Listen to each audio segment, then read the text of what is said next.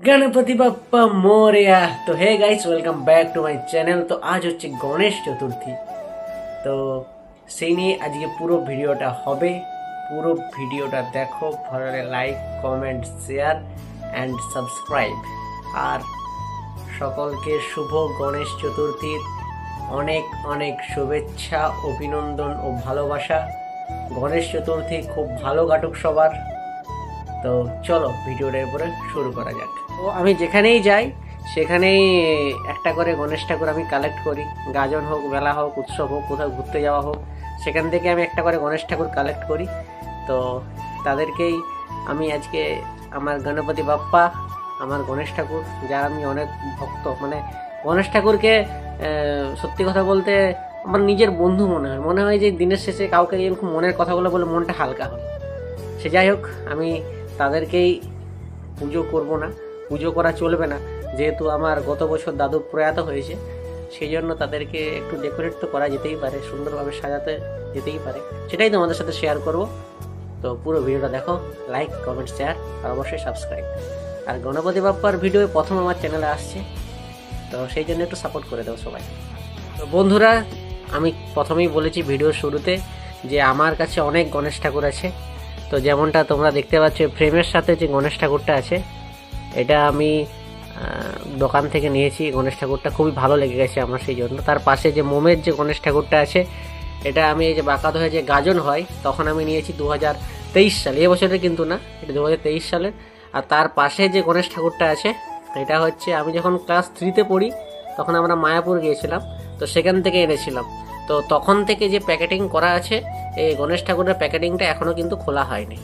আর তার পাশেও আরেকটা মোমের ঠাকুর আছে, এটা আমি 2020 সালে আমি বিষ্ণুপুর মেলাতে কিনেছি। আর এই যে একটা কাঁচের আছে, এটা আমাকে বাবা দিয়েছিল, এই গণেশ ঠাকুরটা।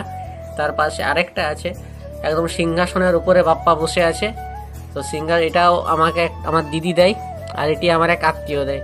এটি খুব সুন্দর গণেশ ঠাকুর, একদম অসত্য পাতার অবিকলে করা হয়েছে এই গণেশ ঠাকুরটি। দূর থেকে মনে হচ্ছে যে চোখ নেই, কিন্তু কাছে দেখালে চোখ আছে। এটা পুরোটাই অসত্য পাতার উপর গণেশ ঠাকুরটি করা হয়েছে। তো আপাতত এই 7টা গণেশ আমি ছোটোর থেকে এখনো পর্যন্ত কালেক্ট করতে পেরেছি। কালেক্ট বলাটাও ভুল, এটা আমার টান, এক কথায় বলতে গেলে, কারণ টান ছাড়া তো কোনো জিনিসই করা অসম্ভব। বাপ্পা আছে বলেই আমি জিনিসটা করতে পেরেছি।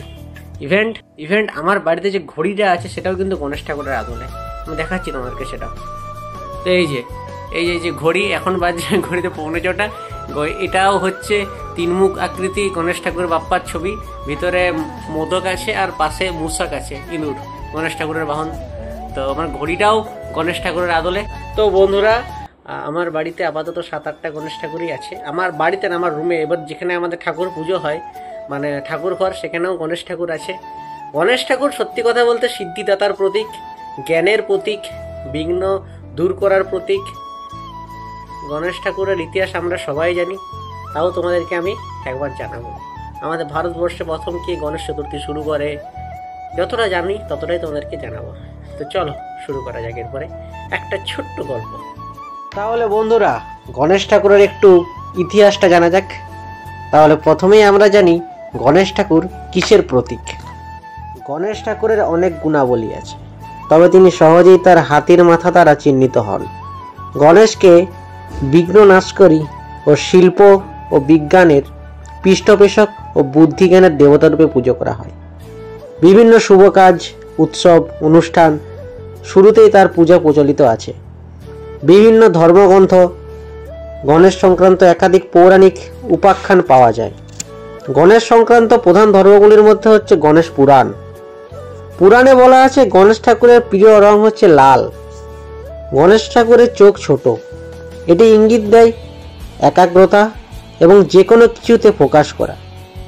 তবে গণেশ চতুর্থী একটি উৎসব, যেটি শিব পার্বতীর পুত্র ভগবান গণেশের জন্মদিন পালন করা হয়। ভারতে প্রথম কে এই পুজোর প্রচলন করেন? ছত্রপতি শিবাজী মহারাজ প্রথম গণেশ পুজোর প্রচলন করেন, কারণ গণেশ ছিল তাদের কুলদেবতা। 1650 থেকে 1680-র মধ্যে এই পুজোর চালু হয়। 1893 সালে গণেশ চতুর্থীকে সবাই খুব কম পালন করত। বাল গঙ্গাধর তিলক সবাইকে এক করার জন্য এই গণেশ চতুর্থীকে আরো বড় উৎসবে পরিণত করে। সব থেকে বড় গণেশ ঠাকুরের মূর্তি থাইল্যান্ডে অবস্থিত, প্রায় 128 ফুট বড়। এবং সবচেয়ে পুরনো মূর্তি পাওয়া যায় আফগানিস্তানে, সেটি প্রায় 1300 বছরের পুরনো। এরপর আসি এক চতুর্দশী, অনন্ত চতুর্দশী। অনন্ত চতুর্দশী কি সেটার এবার ব্যাখ্যা করি তোমাদের সামনে। পুরাণ মতে মহর্ষি ব্যাসদেব গণেশ চতুর্থীর দিন থেকে গণেশকে মহাভারতের কাহিনী শোনানো শুরু করে। লাগাতার 10 দিন পর্যন্ত ব্যাসদেব চোখ বন্ধ করে গণেশকে কাহিনী শোনান।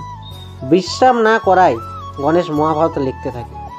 10 দিন পর কাহিনী শেষ হওয়ায় ব্যাসদেব চোখ খুলে দেখেন একটানা লিখে যাওয়ার কারণে গণেশের শরীরে তাপমাত্রা অনেক বৃদ্ধি পেয়েছে। সেই সময় গণেশের শরীরের তাপমাত্রা স্বাভাবিক করার জন্য ব্যাসদেব তাকে পুকুরের জলে স্নান করান। তারপরেই আমাদের গজানন স্বাভাবিক তাপমাত্রায় ফিরে আসে। যে দিনে গণেশকে স্নান করানো হয় সেটি ছিল অনন্ত চতুর্দশী। সেই কারণেই এই তিথিতে গণেশ মূর্তি বিসর্জন করা হয়। তো বন্ধুরা, যতটা জানি ততটাই তোমাদের সাথে শেয়ার করলাম। এর থেকে বেশি যতটা জানি ততটাই শেয়ার করলাম। এর থেকে বেশি তোমরা যদি জানো অবশ্যই আমাকে কমেন্ট করে জানাও। কমেন্ট বক্সে একবার গণপতি বাপ্পা মোরিয়া এই কমেন্টটা লিখে যাবে। প্লিজ সবাইকে অনুরোধ করব একবার গণপতি বাপ্পা মোরিয়া কমেন্টটা লিখে যাবে। তো আপাতত আজকের ব্লগটা এখানেই শেষ করছি। পুরো ভিডিওটা দেখবে, like, comment, share and subscribe. Ganapati Bappa Morya, Mangal Murti Moria.